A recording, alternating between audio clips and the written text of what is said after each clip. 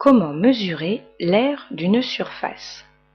L'aire, c'est la mesure de l'espace qui se trouve à l'intérieur d'une surface. Par exemple ici, l'aire de cette figure, c'est la mesure de l'espace qui se trouve à l'intérieur. Pour mesurer cette aire, je vais utiliser une unité.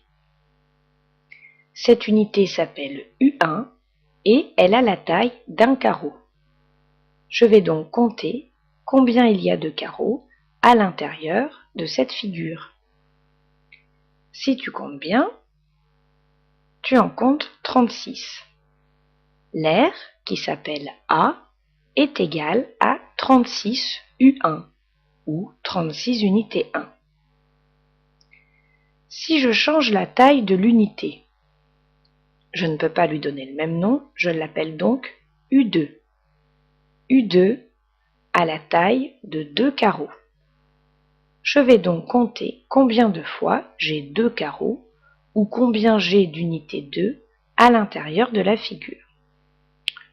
Une unité 2, 2, 3, 4, 5, 6, 7, 8, 9, 10, 11, 12, 13, 14, 15, 16, 17, 18.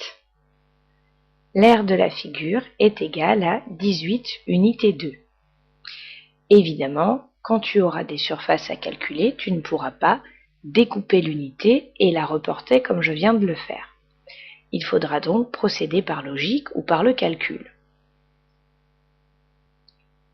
L'unité 2 est 2 fois plus grande que l'unité 1. Elle prend donc 2 fois plus de place, ce qui fait qu'il va m'en falloir 2 fois moins. Je vais donc diviser le nombre d'unités 1 par 2 et j'obtiens 18 unité 2. Je change à nouveau la taille de l'unité. U3 représente 4 carreaux. Je vais donc compter combien de fois j'ai une surface de 4 carreaux à l'intérieur de la figure. L'unité 3 est 4 fois plus grande que l'unité 1. Elle prend donc 4 fois plus de place et il va m'en falloir 4 fois moins. S'il me fallait 36 unités 1, 4 fois moins, c'est 36 divisé par 4, ce qui donne 9 unité 3. On vérifie, il y en a déjà une ici, 2, 3, 4, 5, 6, 7, 8 et 9. Parfois, la figure ne correspond pas au quadrillage. On ne peut donc pas trouver exactement le nombre d'unités, ici l'unité 1, à l'intérieur. On va alors utiliser ce qu'on appelle un encadrement. On va utiliser le quadrillage pour réaliser la figure la plus grande possible à l'intérieur de la figure bleue. Il faut suivre le quadrillage au plus près de la figure bleue. Et on compte combien il y a d'unités 1 à l'intérieur. Il y en a 12.